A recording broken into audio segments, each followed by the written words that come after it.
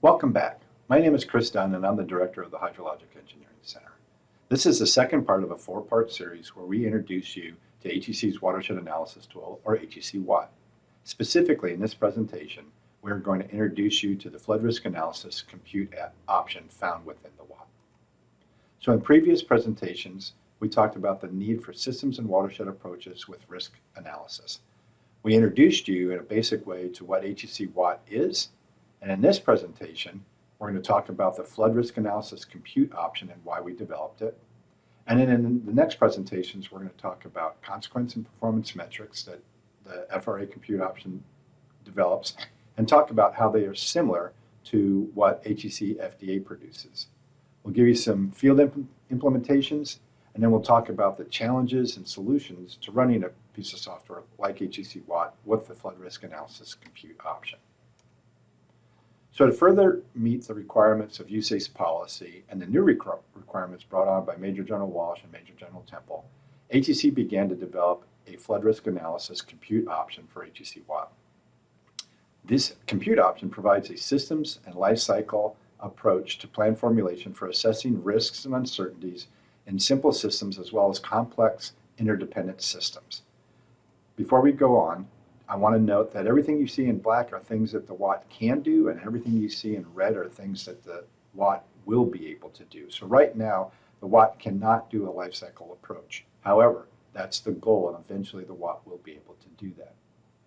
So the FRA compute option applies the Monte Carlo simulation and allows for the computation of consequences, economic and life loss, and associated performance indices, just like ER 1105-2-101 requires. So in order to do this, HEC had to incorporate new computational methods. So the FRA compute option is similar to the period of record compute option in HEC-WAT, but it's like it's on steroids. So everything within the dash box is what HEC-WAT can do. Everything outside of the dash box is what HEC-WAT wants to do eventually. So outside of the dash box is the life cycle cost analysis. However, let's focus on what's inside the dash box.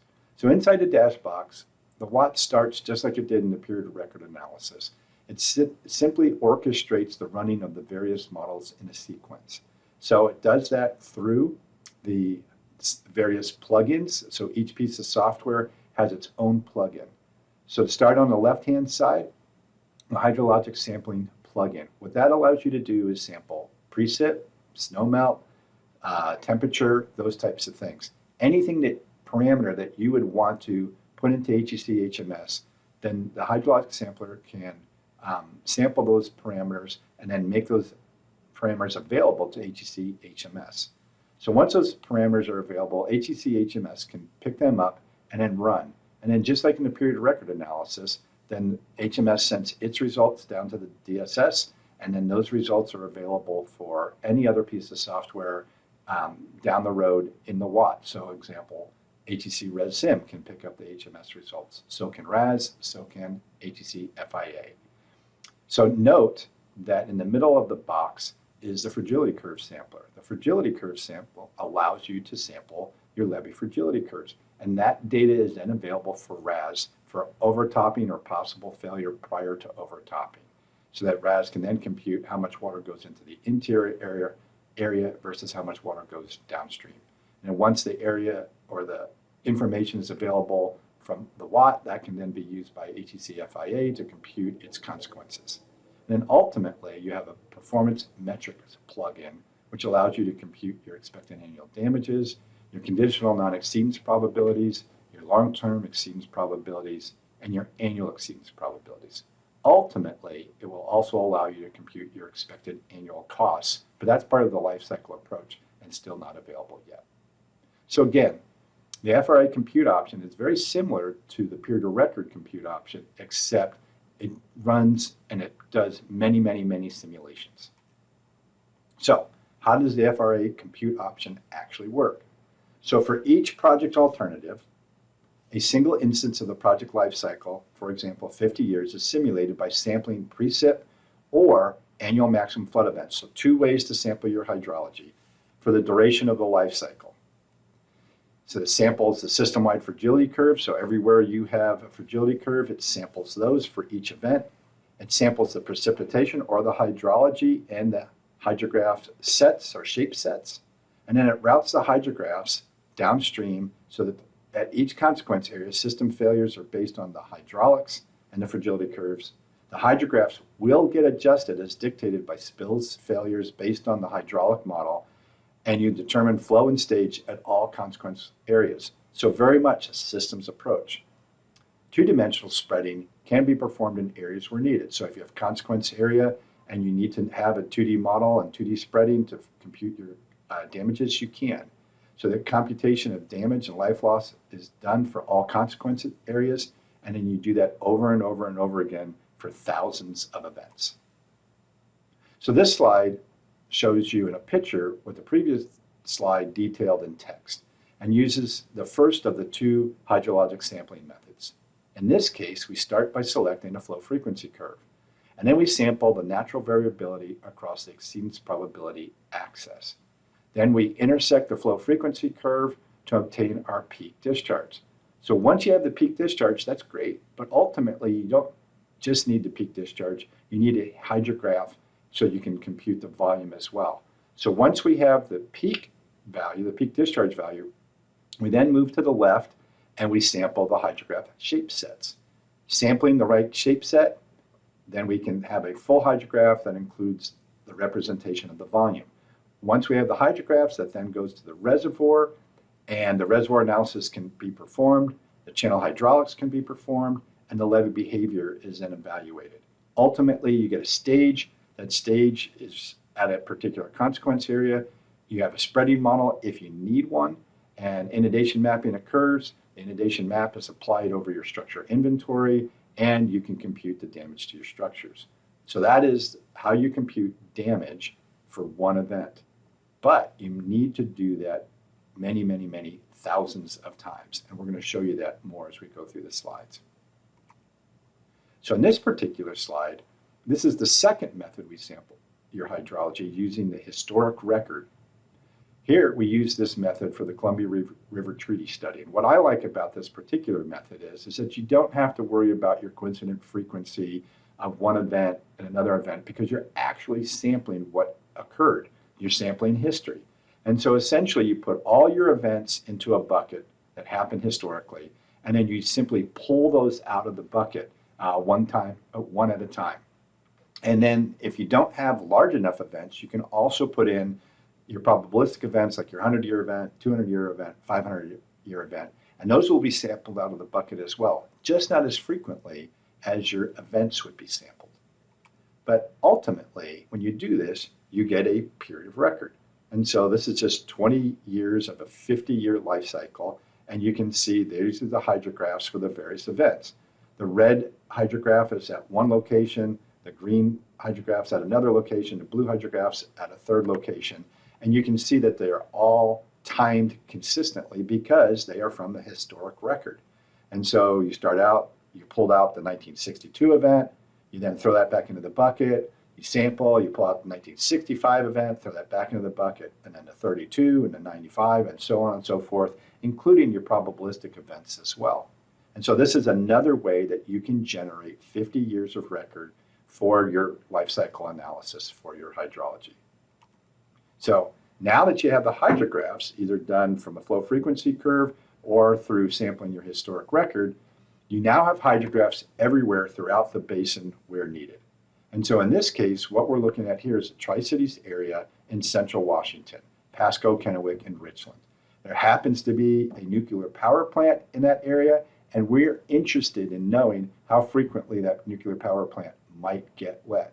And so we look at this from an overall systems approach. We have a hydrograph coming out of the Yakima River in central Washington. We have a hydrograph coming down the Columbia River coming out of Canada. And we have a hydrograph coming down the Snake River out of Idaho, all converging to the central Washington and the Tri-Cities area. Each one of the black tick marks you see is a location where you have a fragility curve. And it's important to know not only that a levee failed, but where did a levee fail? Because that could influence what gets wet. So in this case, you can see that if a levee failed and the lower part of Kennewick, that area, CN, would get wet. But during another event, the Kennewick might get wet from a different event, and then that's where you have a different inundation area, CN+1, for a different event. But ultimately, what you're looking at here is a systems approach, because as the water moves downstream, if a levee fails, that water then goes into the interior area. It's accounted for in the interior area, and the hydrograph then going down towards Portland is influenced by the amount of water that goes into that interior area. That's what we're talking about when we say we have a systems approach. So the flood inundation maps are a great way to communicate risk to the public study team and to management. In this figure, you see an inundation map overlaying on top of a structure inventory. The figure shows Portland, Oregon, where the Willamette and the Columbia rivers intersect. You can see which structures get wet for a given event. So it's a great way to visualize who gets wet and when they get wet. But this isn't the only indice of risk communication that you need to provide.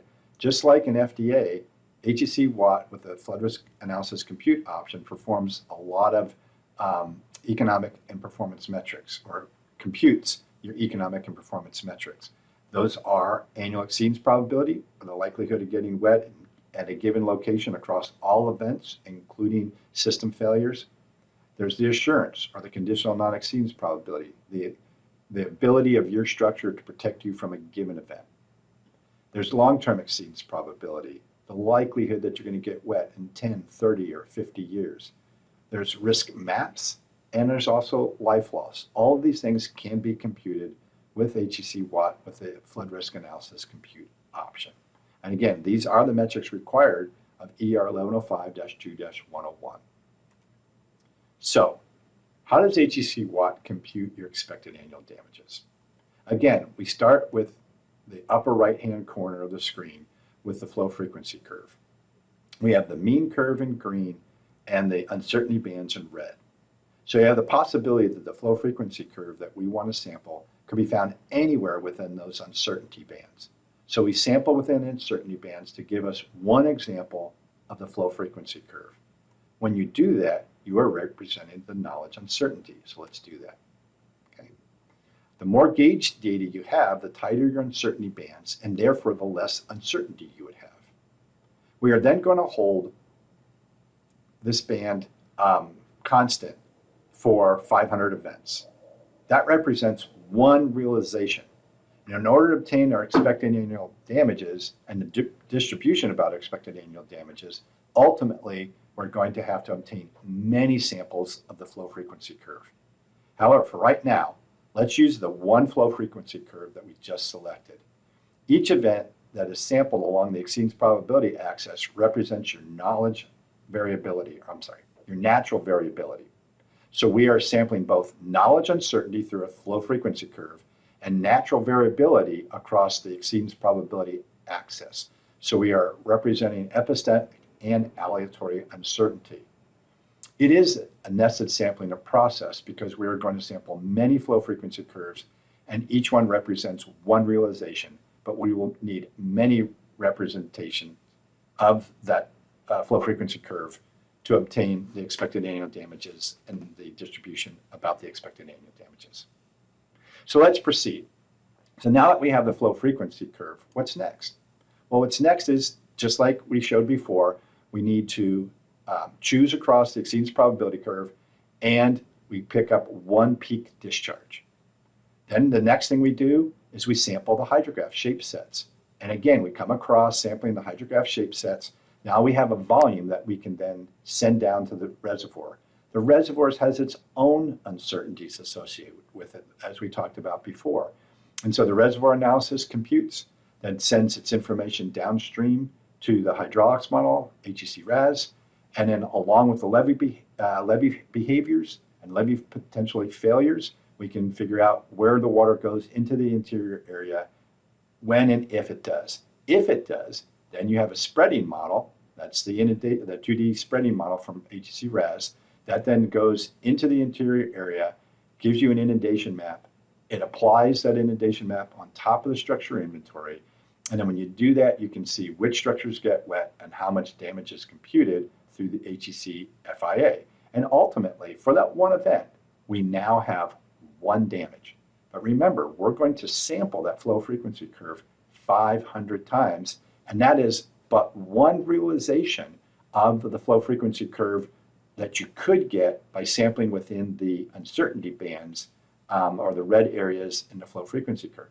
So essentially what we have to do is sample, sample, sample many, many, many times. We do it 500 times for one realization, but ultimately you're going to have many representations of the flow frequency curve or many realizations. And ultimately you'll get an expected annual damage and you'll get a distribution about that expected annual damage. So how does the WAT actually compute the expected annual damages? Well, it's actually fairly simple. What we just showed you on the previous slide is how it computes one damage. So when we do that, we have one dot on the damage exceedance probability curve, represented here. Okay. Then we sample another flow, and we get a second damage, and so on and so forth until we ultimately get 500 damages for 500 events. And so that will then give us our damage frequency curve. Once we have our damage frequency curve, we then integrate under that damage frequency curve, and we get one expected annual damage. Okay, so that's what you now see in the red dot. That's EAD running average, and also in the blue square on your count of damages in the lower right-hand corner. But we're going to do that many, many, many times. So we're going to have more realizations and more realizations, and we're going to keep computing realizations until the expected annual damage converges, what you see in the upper right-hand corner. And when you do that, each realization gives you its own expected annual damage, and so therefore you're going to get a distribution about your mean expected annual damage. And so the best way I can kind of tell you how this works is, let's say, for example, you're a baseball player, and you come to bat in the very first game of the year, and you go 1 for 4. Your batting average is what? 250, right? The next day, you go 2 for 4. Now you're 3 for 8, and you're batting 375. So for the first couple of games that you have, your batting average can fluctuate, and your mean batting average can fluctuate quite a bit. But ultimately, you're at the end of the season, and you have 600 at-bats, and you go, and you're batting 299, and you go 1 for 4. Is your batting average going to change very much? No, it's not. You've converged. And so you have a season convergence. And so ultimately, that's the same thing here. Eventually, you can run more and more and more realizations, but it's not going to change the ultimate answer. And once you get to that value, you've converged and you can stop. Okay? So that's how FRA actually computes the expected annual damages, and it computes the distribution about the expected annual damages. While it's required to compute the expected annual damages, for sure, it is also required to identify the NED plan. In this figure, we show you a timeline of events, and not only do you see the computation of expected annual damages in the lower part of the figure, but you also see a representation of the computation of the expected annual costs. Currently, HEC-WAT computes the expected annual damage, but we still need to add the expected annual cost capabilities. So let's see what this figure represents. So in the middle, you have a time bar of 50 years, 2020 to 2070. In the bottom of that time bar, there's flood event 1 in 2031, flood event 2 in 2039, flood event 3 in 2052, and flood event 4 in 2063. But up above in the green are all the costs. You have the first project costs, you have O&M each and every year, you have repair for each of the 4 events, but you also have scheduled rehab of pump stations and whatnot. So ultimately, what you really need is you need your expected annual damages, which we've shown you how that's computed, but you need your expected annual costs as well. And then the only way that you can compute your true net benefits is by taking your damages reduced, or DR, and subtracting the expected annual costs. And so in order to get your damages reduced, you have your expected annual damages from your without project minus your expected annual damages from your with project, and that gives you your damages reduced. That's what FRA compute option can give you today, is those damages reduced. Ultimately, we want you to be able to get your net benefits through the WAT as well, but we can't at the moment.